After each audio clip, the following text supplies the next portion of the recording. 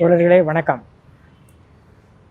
நான் வணிகவியல் பட்டதாரிகள் சங்கத்தினுடைய தலைவர் பதவியிலிருந்து தங்களை எல்லாம் பேச அழைக்கின்றேன்.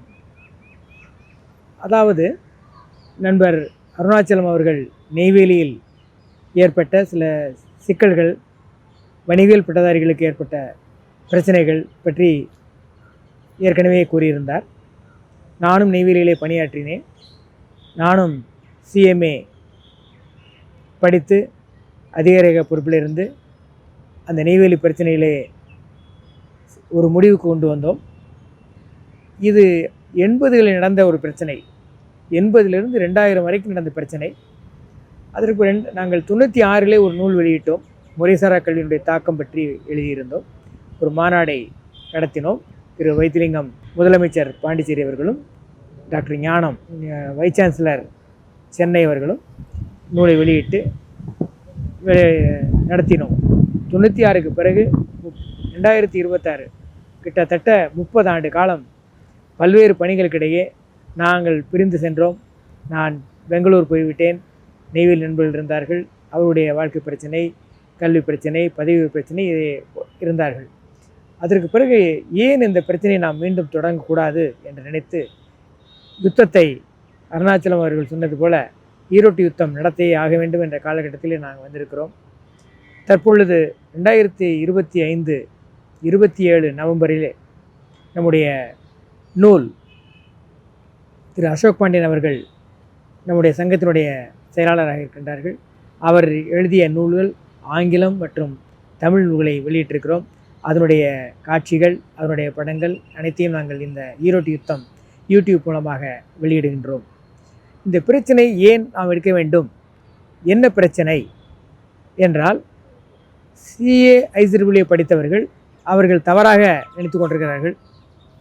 நாங்கள் ஒன்றும் அவர்களை நிறுத்த வேண்டும், அந்த படிப்பு கூடாது என்று நாங்கள் சொல்லவில்லை. முழுநேர கல்வியாக ஏன் நடத்தவில்லை, இந்த கல்வியை முழுநேர கல்வியாக நடத்துங்கள் என்பதுதான் எங்களுடைய கோரிக்கை. நிறுவனங்களே நடத்தலாம். CA நிறுவனமோ IEEE நிறுவனமோ அவர்கள் முழுநேர கல்வியை நடத்தினால் வரவேற்கின்றோம். ஆனால் ஏன் இது அஞ்சல் வழியாக முறைசாரா கல்வியாக நடத்த வேண்டும் என்று ஒரு கேள்வி. இரண்டாவது, பல்கலைக்கழகக்கூடிய கல்விகள் BCom, MCom, BCS, MCS போன்ற கல்வி தகுதிகளை தரம் உயர்த்த வேண்டும் என்பது இரண்டாவது திட்டமாக வைத்திருக்கின்றோம். அதற்காக நாங்கள் உயர்கல்வித்துறை அமைச்சர்கள், மாணவர்கள், பேராசிரியர்கள் கலந்து பேசி கொண்டிருக்கிறோம். அடுத்து இந்தியன் இன்ஸ்டிடியூட் ஆஃப் அக்கவுண்டிங் என்பதை நம்முடைய நடுவண் அரசு, நம்முடைய மாண்புமிகு நிர்மலா சீதாராமன் அவர்கள் கொண்டு வந்திருக்கிறார்கள். 2021 கொண்டு வந்த அந்த நிறுவனம் இந்தியன் இன்ஸ்டிடியூட் ஆஃப் அக்கவுண்டிங் என்பது IIM, IIT போன்ற கல்வி நிறுவனங்களுக்கு இணையாக நடத்த வேண்டும் என்று கொண்டு வந்தார்கள். அது பாராளுமன்ற குழுவினால் அங்கீகரிக்கப்பட்டு அனுமதிக்கப்பட்டிருக்கிறது. ஆனால் செயல்படுத்த முடியாமல் வைத்திருக்கிறார்கள். அதற்கு காரணம் என்ன என்பதை நாங்கள் ஆய்வு செய்த பொழுது CA இன்ஸ்டிடியூட் தான் காரணம், அவர்கள் தான் நிறுத்தி வைத்திருக்கிறார்கள் என்பது எங்களுக்கு தெரிய வருகின்றது. அதனால் அந்த முழுநேர கல்வியாக IIM, IITக்கு இணையாக IIM, IIA Indian institute of accounting நடத்த வேண்டும் என்பது கோரிக்கை. அதை செயல்படுத்த நாங்கள் பாராளுமன்ற உறுப்பினர்களை கலந்து பேசி அவர்களுடைய வேண்டுகோள் வைத்திருக்கிறோம். பாராளுமன்றத்திலும் பேச இருக்கின்றோம். அமைச்சர்கள் நம்முடைய பிரதமரின் நேரில் சந்தித்து வேண்டுகோளை வைக்க இருக்கின்றோம். இது ஒரு முறை. அடுத்த பிரச்சனை, இந்த கல்வி தகுதிகள் BCom, MCom, MCS போன்ற கல்வி தகுதிகள் எவ்வாறு ACCA முறைசாரா கல்வி லண்டனில் நடக்கிறது. ஆனால் அந்த கல்வி படிக்கின்றவர்களுக்கு பட்டதாரிகளுக்கு முழுநேர கல்வியை படிக்கின்றவர்களுக்கு 13 தாள்கள் 9 தாள்கள் அவர்கள் விலக்கு அளிக்கின்றார்கள், எக்ஸம்ஷன் கிடைக்கிறது.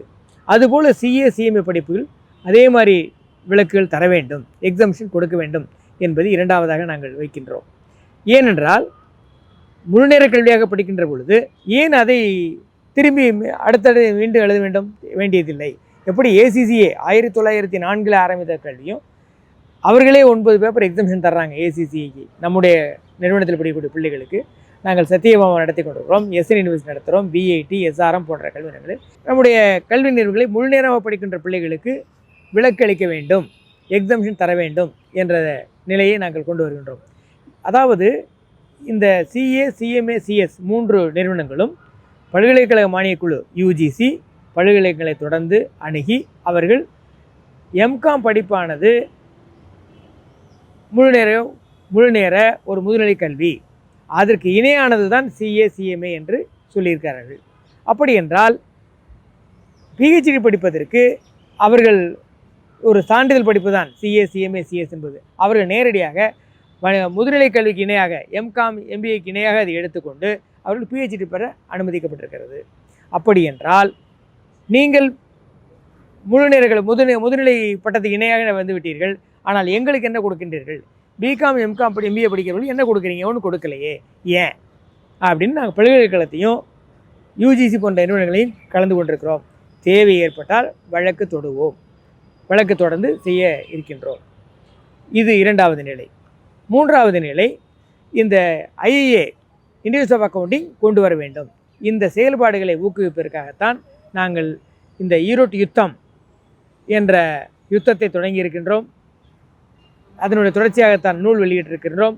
அடுத்து இந்தி நூல் எங்களுடைய மொழியாக்கம் செய்யப்பட்டு இந்தியிலும் வருகின்ற ஆண்டில் இந்த 2026 டெல்லியிலே வெளியிட இருக்கின்றோம். பாராளுமன்ற உறுப்பினர்கள், அமைச்சர்களை கலந்து நாங்கள் செயல்படுத்தி வெற்றி பெறுவோம். அதற்காக நம்முடைய பல்கலைக்கழகக்கூடிய பிகாம், எம்காம், எம்பிஏ, எம்சிஎஸ் படித்த மாணவர்கள், ஆசிரியர்கள், பேராசிரியர்கள் தாராளமாக எங்களுக்கு ஒத்துழைப்பு கொடுக்க வேண்டும் என்று கோரி இந்த யூடியூப் சேனலை தொடங்குகின்றோம். நன்றி, வணக்கம்.